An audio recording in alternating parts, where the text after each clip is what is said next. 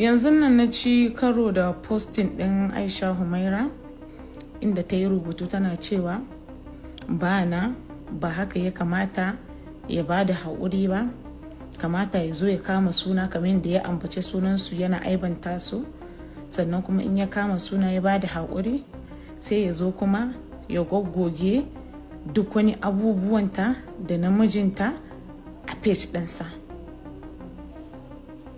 Sister Aisha, idan babu wanda zai dube ki ya gaya miki gaskiya, ni zan gaya miki.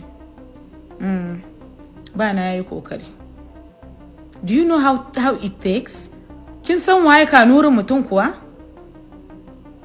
Kin san waye dan Maiduguri? Ya kamata ki sani ke ma yar Maiduguri ne. Ya aje pride ɗinsa, ya aje wannan taurin kanmu namu na Maiduguran. Yazo ya ce miki ki yi haƙuri.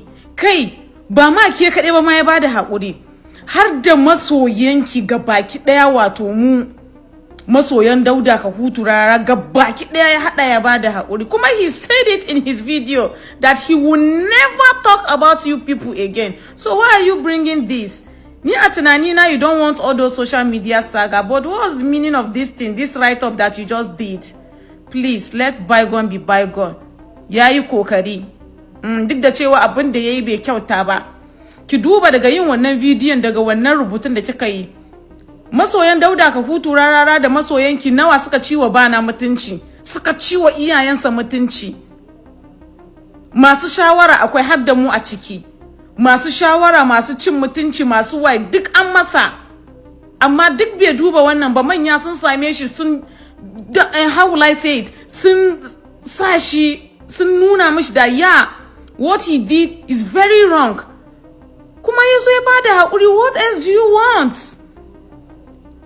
Sannan kuma kina maganar mijinki, abeg, allow your husband to speak for himself. You are not his only wife. Ba ke kaɗai bace matansa. Kuma ba za ki ce ke kaɗai bace kika fi son sa a cikin matayensa, okay? So in dai maganan kan mijinki ne ya cire hotonsa, allow your husband to talk for himself, I beg my sister. Shi namiji ne. A matsayinki na matan aure ma abin da kika yi nan ma shi ya kamata yi. Amma da ke bai yi ba, ke in kin yi kin yi kokari, is your right. Amma ya zo ya kama suna ba haka ya kamata ya bada haƙuri. It's like pride don dey enter the thing, no. Shoo. Wetin be this? Abeg, dukkan mu yan Maiduguri ne. Mu daina bawa kanmu kunya. Haba. Dan Allah kowa yayi haƙuri yo. Most especially ke. Cin da an riga da an tankwasar da bawan Allah nan, yana da taurin kai, ko ba a gaya miki ba, daga kalamansa zaki sani. Ni yanzu ba haƙurin aka ce in bayar ba, lokacin da rarara ya tsaya min da nake prison, ba haƙurin aka ce in bayar ba, nace ba zan ba da haƙurin ba. Kin sanya miki ƴan Maiduguri, ba sai an gaya miki ba.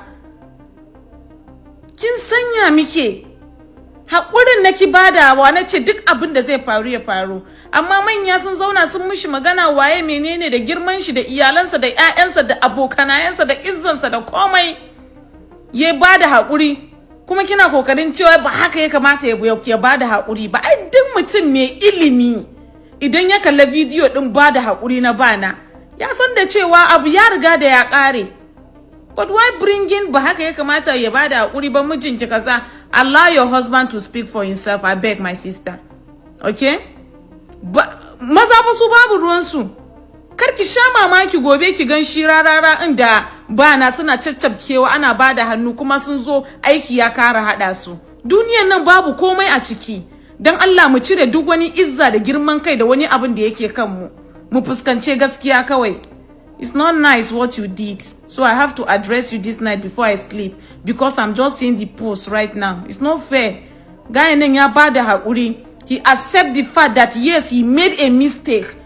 Mutane masu daraja irin su Ali Nuhu sun shiga cikin case din, sun mishi magana kuma ya kira sunan su ya ce daga yau ya daina magana akan ku. What else do you want?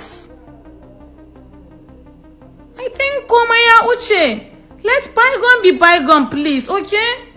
Love you, baby girl. Bye.